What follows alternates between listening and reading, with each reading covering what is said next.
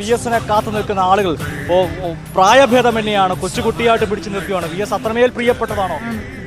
ആണ്, അത്രയ്ക്കും പ്രിയപ്പെട്ട ആളാണ്. നേതാവ്, പാവങ്ങളുടെ നേതാവ്, കണ്ടതും കേട്ടതും ഒരുപോലെ ചോദിക്കുന്ന ഒരു നേതാവ്. ഞാൻ ആ പാർട്ടിയല്ലെങ്കിലും ആ നേതാവിനെ എപ്പോഴും സ്മരിക്കുന്ന ഒരാളാണ് ഞാൻ. അയാളുടെ കഴിവ്, അയാൾ ഒന്നും ഉള്ളിൽ ഒതുക്കി വെക്കത്തില്ല, ഉള്ളത് തുറന്നടിച്ച് പറയും. അതാണ് അയാളുടെ കഴിവ്.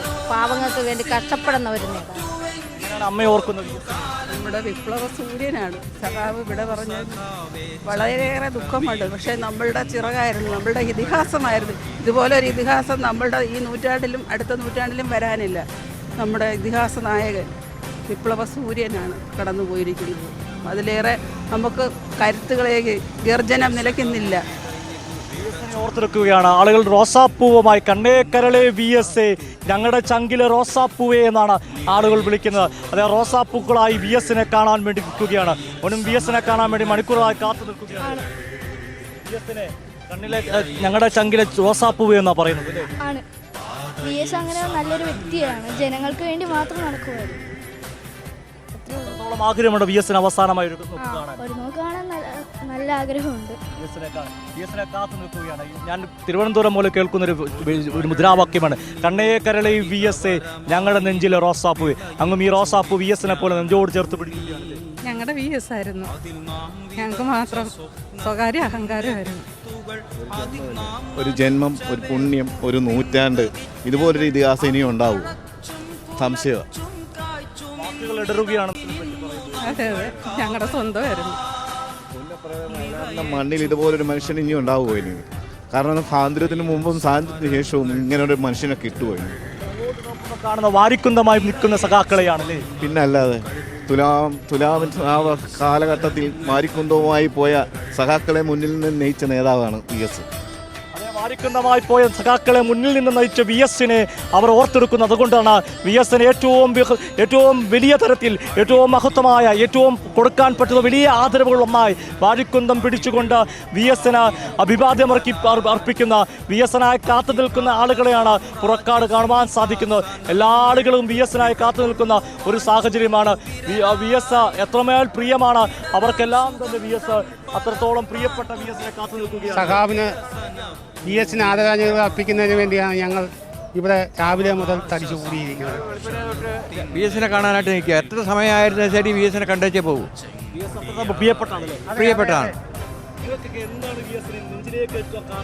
ഒരു അഴിമതി ഇന്ന് വരെ ഒരു രാഷ്ട്രീയക്കാരനും അവന് പുള്ളിയെ പറ്റി പറയാൻ പറ്റത്തില്ല. തൊഴിലാളി വർഗത്തിന്റെ അനിശ്ചിതമായ നേതാവ്. അതെ അതെ അതെ അതെ അതെ, ഞങ്ങൾ കുടുംബപരമായി കമ്മ്യൂണിസ്റ്റുകാർ തന്നെ. അവസാനത്തെ കമ്മ്യൂണിസ്റ്റ് അല്ല, തലമുറകൾക്ക് പാതയൊരുക്കിയ കമ്മ്യൂണിസ്റ്റ്. അതെ, തലമുറകൾ. ഒരു സ്വാധീനമില്ലാത്ത മനുഷ്യന് വേണ്ടി ഈ ഇത്രയും ജനം ഇവിടെ നിൽക്കുകയാണെങ്കിൽ പുള്ളിയുടെ കഴിവ് നമ്മൾ ആലോചിച്ച് നോക്കണം. അതാണ് ഏറ്റവും പ്രധാനപ്പെട്ട കാര്യമാണ് വി എസിനെ ഓർത്തെടുക്കുന്നത്. വി എസ് ഞങ്ങൾ ഇന്നലെ ഉച്ചയ്ക്ക് മലപ്പുറത്ത് പോകുന്നതാണ് അദ്ദേഹത്തെ കാണാൻ വേണ്ടിയിട്ട്. കാരണം RSSകാർക്കെതിരെ, സംഘപരിവാർക്കാർക്കെതിരെ എത്രത്തോളം പോരാടാൻ കഴിയുമോ അത്രത്തോളം ഈ ആയുസ് മുഴുവൻ പോരാടിയ ഒരു മനുഷ്യനായിരുന്നു. മനുഷ്യന്മാർക്ക് വേണ്ടി ജീവിച്ചൊരു മനുഷ്യൻ. അതാണ് സഖാവ് വി എസ്. പാവപ്പെട്ടവർക്കും എല്ലാ ആളുകൾക്ക് വേണ്ടി, പണിയെടുക്കുന്ന തൊഴിലാളികൾ, പാവപ്പെട്ട ആളുകൾക്ക് വേണ്ടിയിട്ട് ഈ ഇത്ര ത്യാഗപൂർണമായ ജീവിതം നയിച്ച സഖാക്കളില്ല. അതിൽ അപൂർവം സഖാക്കളിലാണ്. മനുഷ്യർക്ക് വേണ്ടി മാത്രമല്ല, പ്രകൃതിക്ക് വേണ്ടി, മതികെട്ടാമലയിൽ മറയൂർ ചന്ദ്രമാമയ്ക്കും വേണ്ടി, എല്ലാം മണ്ണിനും മനുഷ്യനും വേണ്ടി ഒരു ആയുസ് മുഴുവൻ അദ്ദേഹം മനുഷ്യർക്ക് വേണ്ടി, ഈ ഭൂമിക്ക് വേണ്ടിയും ജീവിച്ചു എന്നുള്ളതാണ് സത്യം. തീർച്ചയായിട്ടും വി എസ് അങ്ങനെയാണ്. പ്രകൃതിക്ക് വേണ്ടി ജീവിച്ച മനുഷ്യൻ, മനുഷ്യന് വേണ്ടി അവൻ്റെ അവകാശ പോരാട്ടങ്ങളിൽ 17-ാം വയസ്സിൽ പാർട്ടി അംഗത്തിലേക്ക് വന്ന വി എസ് പിന്നീട് ഒരിക്കലും തിരിഞ്ഞു നോക്കേണ്ട വന്നിട്ടില്ല. ആ ചെങ്കൊടി ഒരിക്കലും വി എസ് താഴ്ത്തി വെച്ചിരുന്നില്ല. ആ വി എസിനാണ് ഇവിടെ നിൽക്കുന്ന എല്ലാ ആളുകളും ആദരവർപ്പിച്ചുകൊണ്ട് നിൽക്കുന്ന വി എസ് എന്ന പ്രിയ സഖാവിനെ അവരെല്ലാം ഓർത്തെടുക്കുകയാണ്. വി എസിനായി കാത്തു നിൽക്കുകയാണ്. അതെ, പ്രിയപ്പെട്ടതാണോ നിങ്ങൾ? പ്രിയപ്പെട്ട നേതാവാണ് ഞങ്ങളുടെ. വി എസിനെ പറ്റി പറഞ്ഞോളൂ. വി എസ് നമ്മുടെ കുടുംബത്തിലെ ഒരു മുതിർന്ന നേതാവാണ്. അദ്ദേഹത്തിൻ്റെ വിയോഗം നമുക്ക് ആർക്കും താങ്ങാൻ പറ്റുന്ന ഒന്നല്ല. നാടിനു വേണ്ടി സമഗ്ര സംഭാവനകൾ നൽകിയൊരു വ്യക്തിയാണ്. നമ്മൾ എല്ലാവരും അന്നും ഇന്നും എപ്പോഴും ഓർക്കും. വി എസ് മരിച്ചിട്ടില്ല. വി എസിൻ്റെ ഓരോ മുന്നേറ്റവും ഞങ്ങൾ കണ്ടുകൊണ്ടിരിക്കുന്നവരാണ്. വി എസ് എന്ന് പറഞ്ഞാൽ ഞങ്ങളുടെ ചങ്കിലെ ചോരയാണ്, ഞങ്ങളുടെ ചങ്കിലെ റോസാപ്പൂവാണ്. ഞങ്ങൾ എന്നും ഓർക്കുന്ന ഒരു മുതിർന്ന നേതാവാണ്. നമ്മുടെ വി എസ് മരിച്ചിട്ടില്ല. മരിച്ചെന്ന് നമുക്ക് ഒരിക്കലും ചിന്തിക്കാൻ പോലും പറ്റത്തില്ല. അത്രയും നല്ല ഒരു വ്യക്തിത്വത്തിന് ഉടമയാണ് വി എസ്. ചങ്കിലെ ചോരയാണെന്നാണ് പറയുന്നത്. വി എസിനെ അത്രമേൽ സ്നേഹിക്കുകയാണ് ആളുകൾ. വി എസിനെ മറക്കാൻ, വി എസ് മരിച്ചിട്ടില്ല. പാളയെ കഞ്ഞി കുടിപ്പിക്കും കൊണ്ടിട്ടെന്ന് പറയാനായിട്ട്. തീർച്ചയായും പാളയിൽ കഞ്ഞി കുടിപ്പിക്കും, തമ്പ്രാൻ എന്ന് വിളിപ്പിക്കും എന്ന് പറഞ്ഞപ്പോൾ പാളയിൽ കഞ്ഞി കുടിക്കില്ല, തമ്പ്രാൻ എന്ന് വിളിക്കില്ല എന്ന് മുദ്രാവാക്യങ്ങളിലൂടെ ആ ജനതയെ സംഘടിപ്പിച്ച ഓർമ്മയാണ് ആ യുവാവ് നമ്മളോട് പങ്കുവെക്കുന്നത്.